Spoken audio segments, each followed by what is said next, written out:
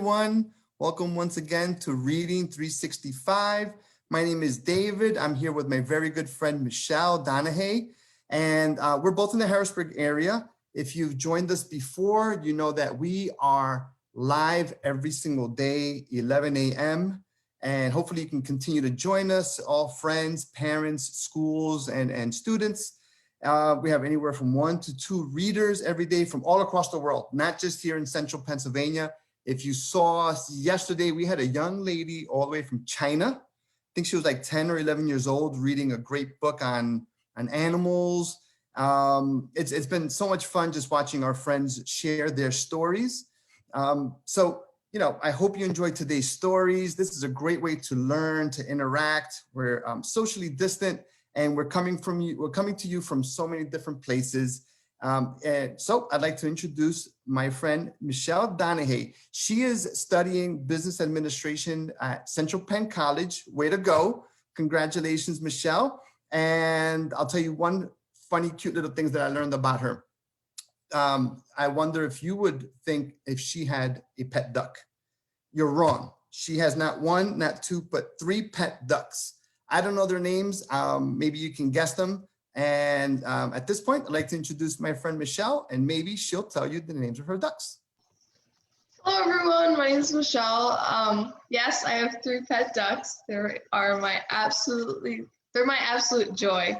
Their names are Happy, Holly, and Newton, and they are amazing. So today, the book we're going to read book I chose to read is Oscar, Cat About Town by James Harriet. So let's jump in. Okay.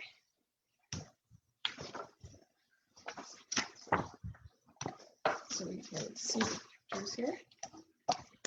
Okay. So I looked at the stray cat, which a kind little girl had brought to my examiner's room. He was very pretty with stripes of auburn, gold, and gray, but he looked terribly thin and ill. The little girl said nobody knew where the cat had come from, so she left with me, with my wife Helen by my side. I examined him thoroughly and found that he was suffering from starvation, but the strange thing was that he purred loudly all the time. He's so weak that he can hardly stand. But he's purring, I said. You can see he's a good-natured cat.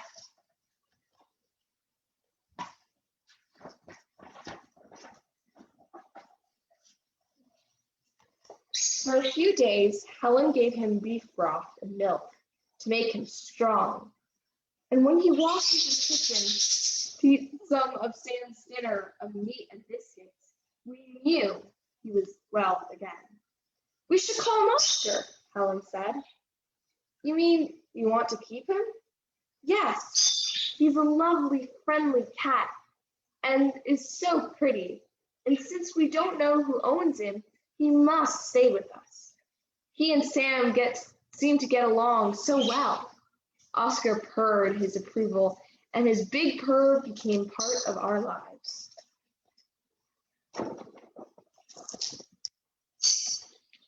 Oscar had been with us for several weeks when I came home and found Helen looking very worried.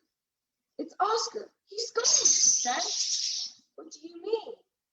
I think he's run away. I became worried too because I knew he had run away from something before. We found him, and it made me sad to think that we might be going to lose our cat after we had grown so fond of him. In the darkness, Helen and I searched all over the garden and the lane behind the house. Then, although it had begun to rain heavily, we began to explore the streets and side alleys of the little town of Donaghy. After 2 hours, we could not find him, and Helen had tears in her eyes. I think we'd better go home, Jim said. He's gone. I know he has.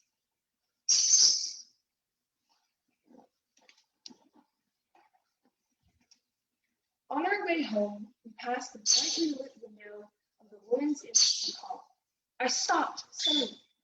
I think I can see Oscar in there, I cried. We both peered in through the window, and to our delight, we could see our cat among the ladies.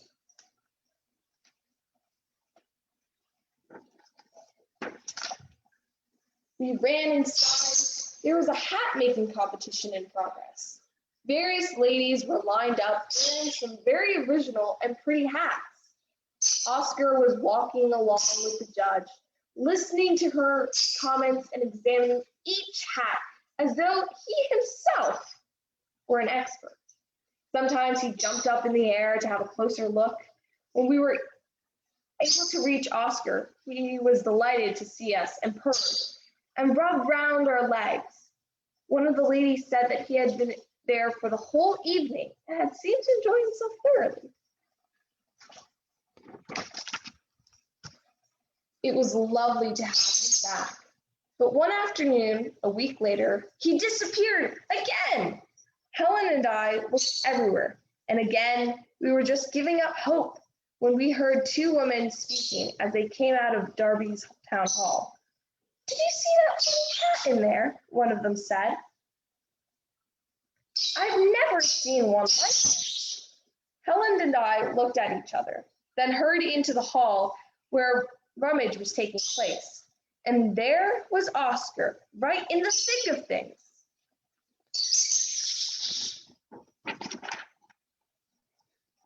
He was stepping daintily along the display table, inspecting the old shoes, books, pictures, ornaments, and he looked really happy. Now and then he cocked his head on one side when something caught his fancy. Once more, it was clear that he was enjoying every moment, and we didn't want to disturb him. But the sale was soon over, and he greeted us with joy.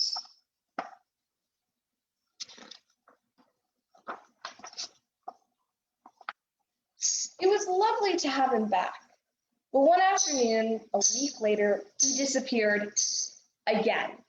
Helen and I looked everywhere, and again we were just giving up hope when we heard two women speaking as they came out of Darby's town hall. "Did you see that funny cat in there?" one of them said. "I've never seen one like him." Helen and I looked at each other, then hurried into the hall where a rummage was taking place, and there was Oscar again.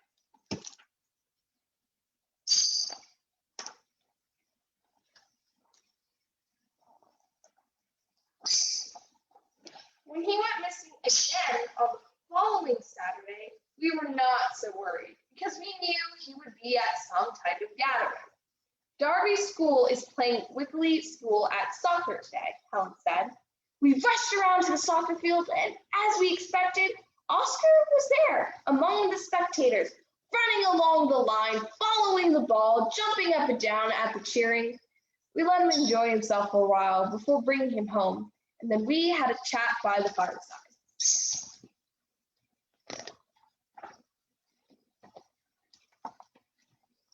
"Now we know," said Helen. I nodded. "Yes, when he disappears, he isn't running away at all. He's just visiting. He likes getting around. He loves people, especially in groups. And he's interested in what they do. He's a natural mixer." Helen looked down at our cat. "Of course, that's it. Exactly. A high stepper, a swinger, a cat about town." We both laughed, not only because it was a funny idea, but because we were relieved that Oscar wasn't going to run away after all. Oscar seemed to be laughing too, as he looked up at us, adding his loud, throbbing purr to the commotion. We were all happy, and everything seemed to be perfect. But a few days later, we received an unexpected blow.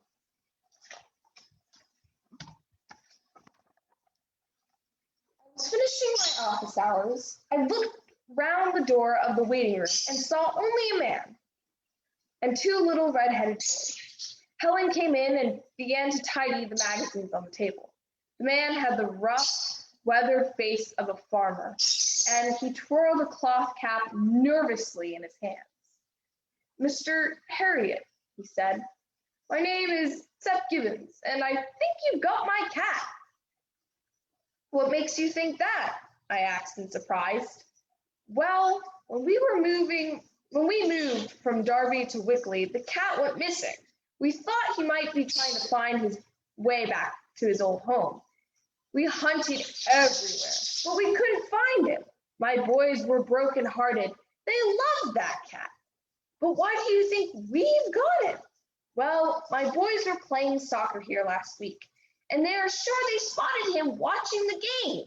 He always liked to be with people, go to meetings and social events, so I just had to come and find out. This cat you lost, I asked. What did he look like? Sort of tabby, with gingery stripes. He was very handsome. My heart thumped. That sounded very like Oscar.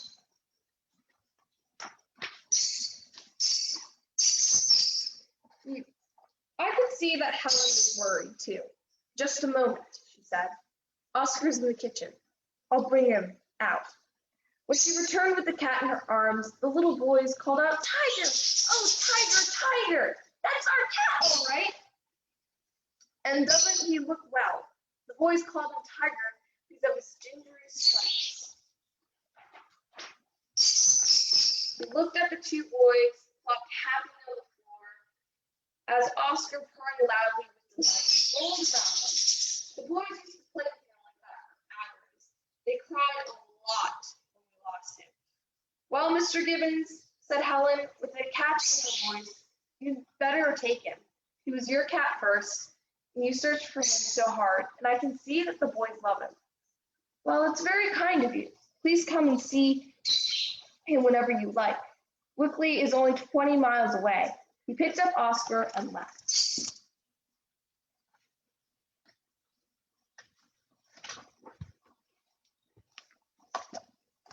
We missed Oscar terribly, but we knew we had done the right thing. We really belonged to the Gibbons family who loved him and would be kind to him. One afternoon, we were out shopping in the nearby town, and I looked at my watch. It's only 5 o'clock. Why don't we go and see Oscar at Wickley? It's not far from here. The Gibbons cottage is at the far end of Wickley Village, and when Miss Gibbons opened the door to us, she didn't know who we were. But when she heard the name Harriet, she was delighted to see us. Come in and have a cup of tea, she said. So they went inside and were greeted by Sep and the boys as Miss Gibbons busied herself with the kettle. She looked eagerly around the room for Oscar, and within a few minutes, he trotted in. He took one look at Helen and then jumped onto her lap and rubbed his face against her hand. He knows me, Helen cried in delight. Yes, Sep said. You were kind to him, and he'll never forget you, and we won't either.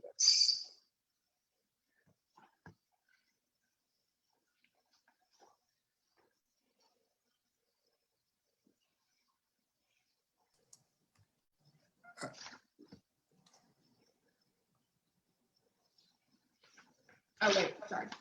Just like one more page. Okay, so so in the village, we all stood in a row and watched Oscar moving among the band players, jumping in delight, all at each boom from the drum, creeping close to the slide of the trombone, which seemed to fascinate him. There's Oscar, I said. There's Tiger, said one of the boys, and we all laughed. It doesn't matter what we call him, said Sep. He belongs to all of us now. That's the end. Thank you, Michelle. That was wonderful. I like hearing the adventures of Oscar. He sounds like a troublemaker, and he definitely belongs to the whole neighborhood, and he definitely wants to get into things. One of your biggest audiences were your birds. How about that? They were really getting into it. They were applauding you. It sounded like you had a picture. I want to ask you to pull it up. But one of my secrets, friends, is while I'm at work, this guy And there's a picture that you have in your book that there was a dog in there. Can you pull that up? Yeah, let's see. If I can scroll to the right page really quick. And I said, hey, that looks like Baron. So while I'm working from home, I sit here and Baron sits on my lap. But he enjoyed the Is it story this one? too. The one in the back with these giant ears. How about that? Yeah. Yeah, I can That's a show you great one of story, mine. Michelle. Who's the author of that book? Um, James Harriet. James Harriet. All right, there you go. And sorry, off there. This is who was chirping as long as one of my I thought there were parents- 20 of them. No, it's- Friends, if you're just joining us, welcome again. You found us. You're welcome to the American Literacy Corporation. You might be a friend of Floyd Stokes, the super reader. Maybe your parents know him. Maybe a friend sent the link to you. And this is a great way to get some reading in, to hear some fun stories, meet people all across the world. Yesterday, I mentioned earlier, we had a reader all the way from China. Michelle is here in the Central Pennsylvania area, a student at Central Penn College. My name is David, and I am here in Harrisburg. Got a couple shout outs. I know who's out there. I see my buddy Joshi. He's another troublemaker. He loves sharks and dinosaurs. I got a text earlier from, who is this? Rougenet in Harrisburg. Hi, Rougenet. She's a sweetheart. Little Tristan Isley is a neighbor, and I see her mom logged on. It's great seeing you, friends. I have a book, and if you're a troublemaker, and if you have a nickname, every parent gives their kid a nickname. Our daughter, we still call her Peanut. She's a little peanut. We call her Juji, Juju Bean.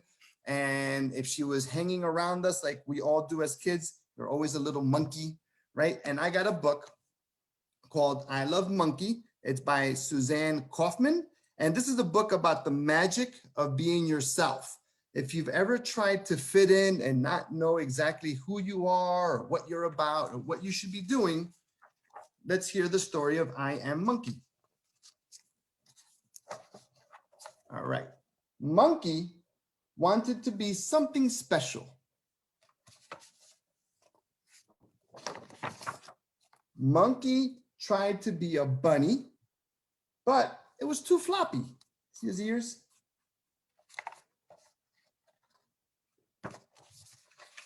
Monkey tried to be an elephant, but it was too wrinkly. So that's a monkey thinking he wants to be an elephant. That's cute.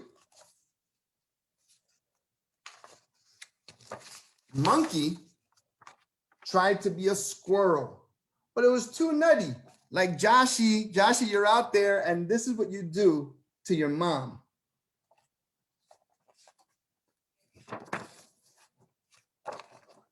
Monkey tried to be a cucumber, but it was way too cool.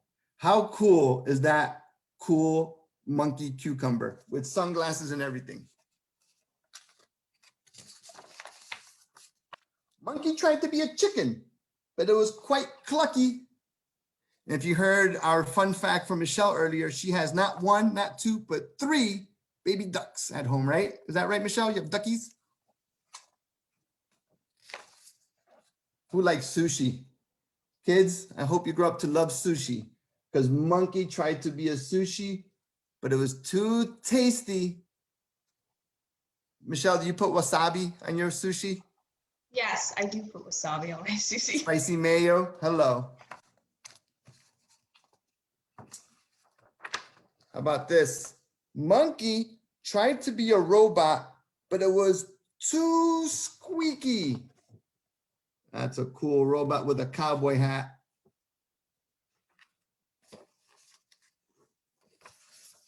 Uh-oh, Monkey tried to be a monster, but that was just too scary. Oh, look at Monkey.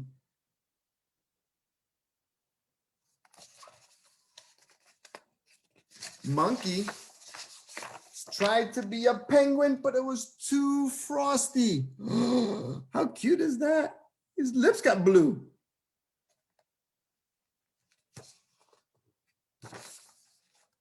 Monkey tried to be a bee, but it was too bumbly.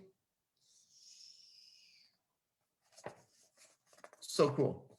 Monkey tried to be a night owl, but it was too sleepy.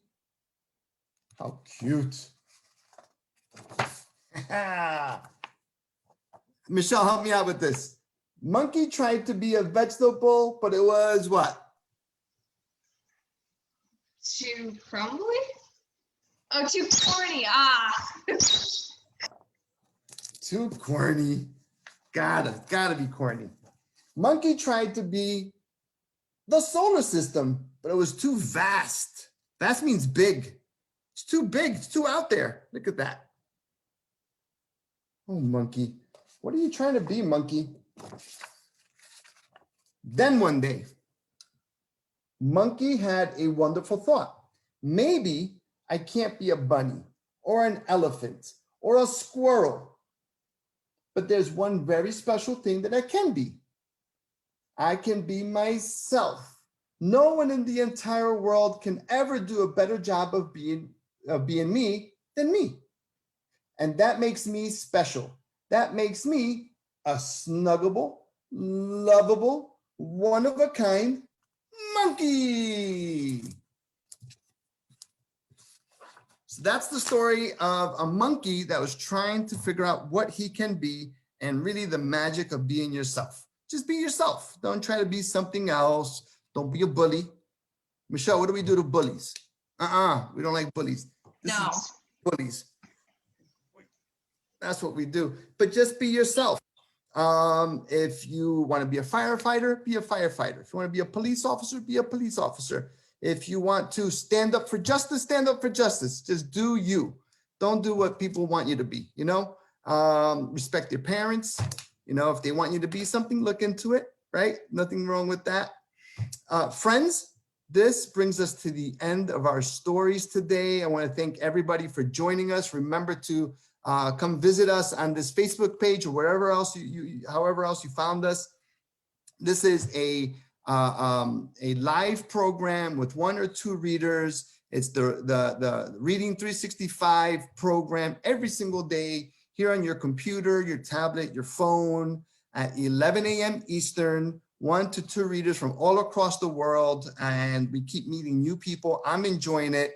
I'm sure Michelle's enjoying it. We want to thank our friend Floyd Stokes. He's the executive director of the American Literacy Council. He is Mr. Super Reader, so we salute you. We salute all readers that continue to have fun and enjoy books. We got more books here just lined up to, for other days, and pick up a good, fun book. Read it by yourself. Read it to your little brother, to your little sister. Have your big brother or big sister read it to you. Try writing your own book. That's always a lot of fun. And have fun being yourself. Any other departing words from you, Michelle? To have fun when you're reading, and definitely get into the book, because if you get into the book and you kind of do different voices for the characters, it's always more fun, and it kind of feels like you're in the story. Yeah, oh, definitely. All right, everybody. God bless you. Have a great rest of your Saturday. Enjoy the weekend. We're enjoying fall weather here in central Pennsylvania. I hope you're having great weather wherever you're at. Hopefully things are safe and we do get back to school soon. And, keep washing those hands, keep staying distant, wear a mask, do all the things that you need to do to keep yourself safe, to keep your friends and family safe, and your schoolmates and teachers and bus drivers safe, because that's the way we're going to get out of this. But in the meantime, I hope you can continue to join us every day until September 30th. We have 11 and a half more months to go, my friends, and we hope you enjoy the ride. Peace, everyone. Thank you.